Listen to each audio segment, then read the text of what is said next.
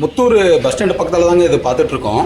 பார்த்துங்க கிட்டத்தட்ட ஒரு 10-15 தெருநாய் பக்கம் பஸ் ஸ்டாண்டுக்குள்ளே அந்த பேக் சைடில் எல்லா பக்கமே அப்படியே சுற்றிக்கிட்டே இருக்குது. கடைவீதி, பஸ் ஸ்டாண்டு எல்லா பக்கமே ரொம்ப அச்சுறுத்தல் விதமாக தான் சுற்றிட்டு இருக்கு.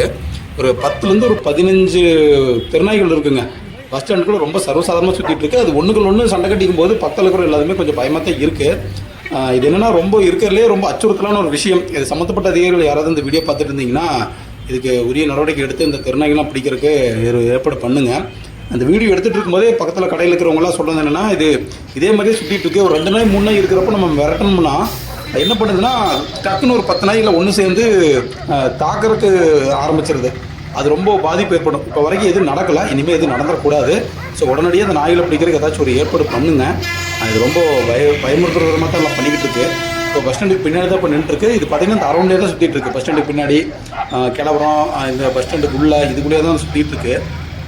ஏற்கனவே முத்தூர், வெள்ளக்கோவில், காங்கேயம் சுற்றுவட்டார பகுதியில் எல்லாமே இந்த மாதிரி தெருநாய்களை ஒன்று சேர்ந்து பட்டியில் இருக்கிற ஆடுகளையும் கடிச்சு கொண்டு ரொம்ப பாதிப்பாக இருக்குது. நேற்று நைட்டு கூட காங்கேயத்தில் நான் இறந்த ஆடுகளையும் கொண்டுட்டு போய் வச்சு போராட்டம் பண்ணிகிட்டு இருக்காங்க.